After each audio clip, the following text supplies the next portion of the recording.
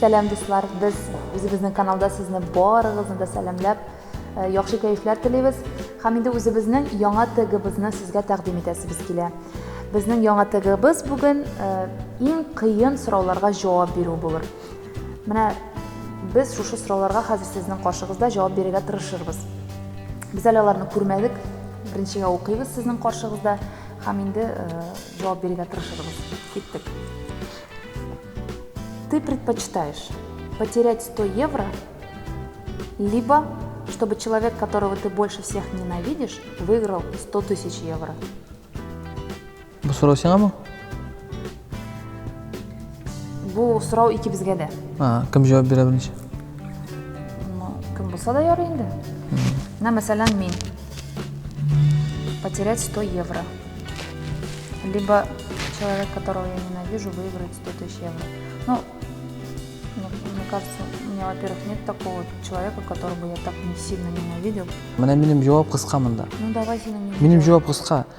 Mening tegi андай o'ylay yozib tegi ko'ra olmagan kishim yo'q. U kursangda bo'lsa da, bo'lmasa da, o'tsinsin 100 million yevro tam bo'lganda 100 ming yevro mening anda qiziqishim yo'q. Ularni o'tgan bitnishikdir. Lekin mening o'zimning shu nindidir bo'lgan 100 евро tugul 100 tankani yo'qoltasi kelmaydi. Bu o'zing ishlab topgan ақшаны shulay bit. Mana ko'ra qisqa g'ina ham.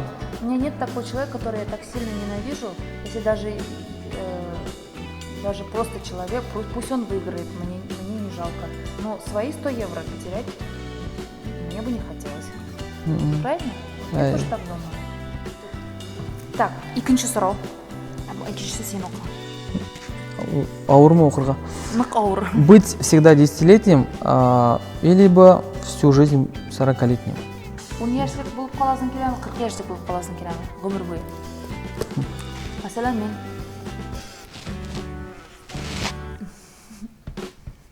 Сен әзірмі? Мен 40 яшьлік болар едім, ғұмыр бойы. Мен 18 яшьлік болар едім, ғұмыр бойы. Но мұнда андай жоқ бейді. Мұнда либо 10 яшьлік, либо 40 яшьлік бар. Ол либо деген, мен өзімнің жауап? Жоқ, андай жауап жоқ.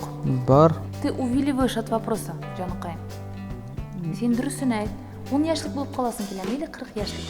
Мына мәселе мен 40 яшьлік болар едім.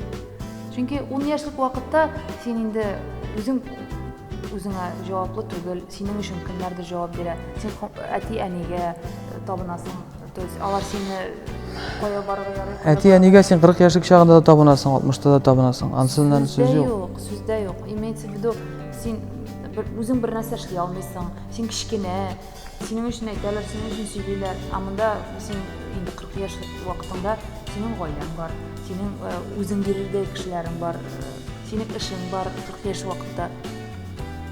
Сен уже устоявшийся кіші. Менің 18-де боласы келе. Менің де келеді, мұнда ондай сұрау жоқ бейт.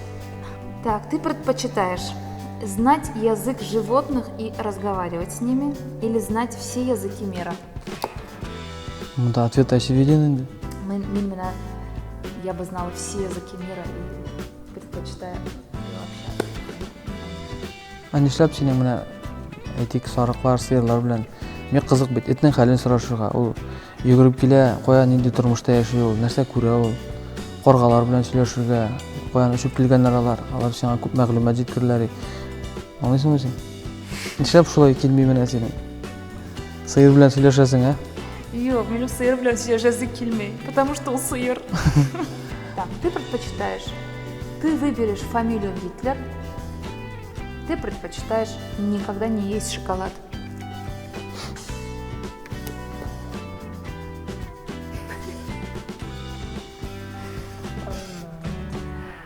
Шоколад ашамай шығын әшеп бұлай енді. Гитлер фамилиясы үйреткенше. Стоять.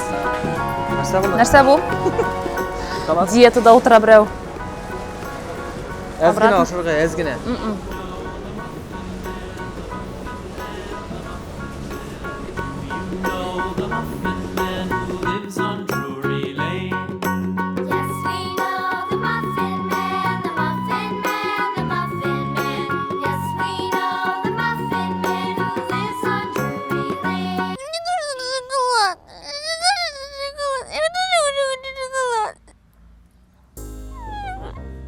Шоколадтан тыш бик күп тәмле әйберләр бар, тәмле ризыклар бар. Болай да мин шоколад әллә ни күп ашамыйм да инде ул. Юк, син сникерс кына охшыйсың гына бурам. Гүзәлнең сумкасында сникерс булмаса, ул гүзәл түгел. Ана хәр сумкасын актар, анда обязательно бер 2 батончик сникерс ята. Юк, анда бу На всякий шоколад случай. ята, 2 плитка. Был плитка мені. Ну, мен не угадал, извини, конечно, но анда Мен гел... Гитлер фамилиясын гомергә дә җыртмыйм. Ну вот.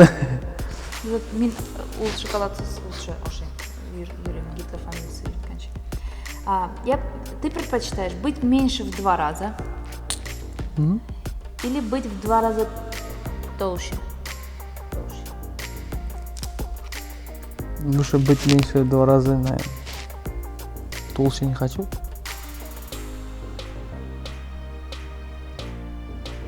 Все, мен жауап бердім. Сен қамын. Я не буду маленький, я лучше толще. 2 раза. Да. Ну что, мне там 2 раза нормально. Не сильно так много потеряю. Мен кішкенерек кіші боларға болар едім. Мен енді кішкене кішілер алар бик үткір болар, бик... Yok, ansız sizde yok. Kişkinерек bulgan сан ул шустрыйрак дип. Ай. Менә 6-нчысы сорау, сорау да түгел. Менә. Ты предпочитаешь дигән.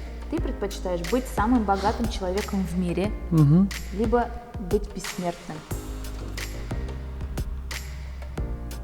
Иң бай кеше булыр идеңме? Или үлемсез кеше булыр идеңме сен? Үлемсіз кіші болсаң лучше енді. Бүгін сен бай, ертеңге сен бір жерде аварияда бәріліп өлесің, бітті. Сенің тұрмышың бітті, қоясың. Мен даже үлемсіз кеше булыр идем. Ол үлемсіз кіші болсаң, сенің шул қадар вақыт ішінде өзіңе балаларың көрге. Yok, сенен да бессмертный болсаң, барыбір бетіңде ақша эшләргә була. Ты предпочитаешь жить в очень красивом доме, но в плохом районе? Жить в плохом доме, но в хорошем районе? Яхшы үйдә яшәсең киләме, яки яхшы райондамы? Авыр сорау инде бу. Мин яхшы үйдә яшәр идем, начар районда, ни өчен дигәндә, мин районда тәртип урнаштырыр идем, беренчедән. Чистоту и порядок в районе обеспечить. Новый татарин снимет квартиру в вашем районе, чистоту и порядок в районе гарантирует. Анан соң бүтін жерде охрана қойып, инде, ну, яшәгән үй бит инде, синең үй ул святой, ул иң синең яшәгән җирең. Аңа күрә районда яшәмисеңме син? Син ул районда үтәсең, кайтасың, китәсең. Анда тәртип урнаштырырга була, охрана куярга, камера. Дөрес. Мин сине убедил, короче. Юк, син мине не убедил. Мин яшәр идем яхшы районда, ну, начаррак үй булса да ничего страшного. Зато мен аны потом яхшылатам. Ул үйне. Ну, үйне яхшылатып булмый шул менә, начар үй ул. Аңлайсыңмы син? Всю жизнь ходить голым или чтобы все знали, о чем ты думаешь? Бәттәш. Стаффорд. Ну, мин гомер буе шешенеп йөрмәс идем. Минем нәрсә уйлаганнарын белсә дә ничего страшного. Мин дә шулай дип уйлыйм. Лучше минем нәрсә уйлаганымны белсеннәр, но шешенеп йөрергә. Все, ансы понятно. Ты предпочитаешь возвращаться в прошлое, либо ставить всю свою жизнь на паузу? Үткәнгә кайтып килергә микән? Эшләрне бетмәгән эшләрне эшләре. Син эшләр Эшләп эшләп бетмәгән эшләр. Әйтик, менә син хәзер уйлыйсың, менә мин шул вакытны шулай иткән булса, минем тормыш үзгәргән булыр иде. Һәм син кайтып килгән саен бу тормышыңны яхшы якка үзгәртергә мөмкинсең. Булган хаталарың үзгәртергә, монда ничектер икенче төрлерәк эшләсәң. Уктанмый үткәннәргә, кул булды киткәннәргә, рәхмәт әйтеп армыйк, бәхетле икәннәргә. Уктанмый үткәннәргә, кул булды киткәннәргә, рәхмәт әйтеп армыйк, бәхетле икәннәргә. Пауза куясың да, нәрсә инде пауза? Пауза инде. Ты предпочитаешь быть рядом с человеком с заниженной самооценкой? Ты предпочитаешь быть рядом со слишком самоуверенным? Второй вариант. Самоуверенный кеше белән булыр идем рядом. Инсан шулайдыр деп тұрабыз енді. Өсіп өстіп тұрабыз. Өсіп өстіп тұрабыз? Мен нәрсе жауап беруге тиіш екен. Мен де шулай деп жауап бере беремін. Ты предпочитаешь никогда не выезжать из своей страны, либо путешествовать по всему миру, но никогда не вернуться на родину.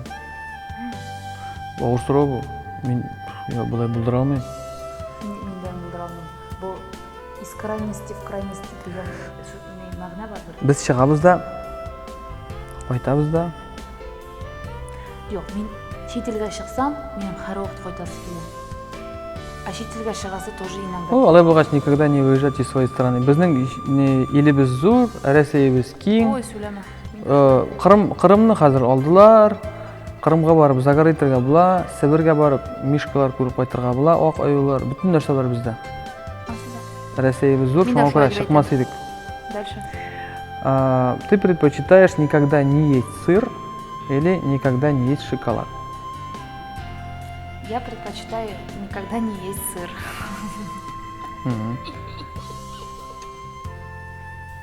Шоколад тоже вероятно. Ты предпочитаешь быть очень умным, но некрасивым. Или быть глупой, но красивый и красивым. Умный болсаң лучшырақ енді, конечно. Ну, отсюда дұрыс енді, конечно. Да, матур кіші болып қана алға кетіп болмай. Не родись красивой, а родись счастливой делер. Ақыл керек. Мұны ақылсыз кіші айтмағандар енді бары. Ты предпочитаешь говорить только шепотом, либо только кричать? Ну, шепотом болғанша кричать болса енді ол. Шепотом сөйлешкен кішіні бірсе де көрмейді, иқтибар да етмей, аңа міскін кішіге көп қараған мүмкін. Сенің сөзіңні бір уақытын ешітмей шеклерді пұшпылдап сөйлешкені кетелі мұнады. Қышқырып тұрсаң, барса да қорқып тұрашақ, таңын қышқырайынды бұл деп. Сөз дейттірмеңіз, таңын қышқырашақ бұл деп. Яра деп етелерді қуалары да байды. Мен кричать деп білем. Ну, мен... Может, шепотом деп ойлаймын. Яры, болсын шулай. Давай бүгіннен шулай сөйлешіп қарайық әлі сен білән, раз сен шулай предпочитаешь. Сен шепотом сөйлешесің, мен қышқырып сөйлешем. А что сен маған үстін сөйлесің ғой? Қазір қышқыра башлаймын мен. Әлі башламадым бетен. А сен... Тихо ғана сөйлешем. Вот, шулай сөйлеш. А что, тебе нравится, что ли? Шәп, нормально. Мен ошиб бұл. Да, что сен говоришь? Ага. Ну ладно, бір күнге ғана. Бір күн бойына, хотя бы. Да? Попробуем. Міне шулай достар, біздің бүгінгі тәгіміз ақырына якынлашты. Фикірләгіз, ойлағыз, түрлі сұраулар беріңіз өзіңізге, қамшыларға жауап қайтарыңыз. Ол бек қызық. Достар, біз сіздің келесі эфирларда көруге шат болырбыз, һәм енді мен қышқыра сіздің білән сау болашам. Сау болыңыз! Понял?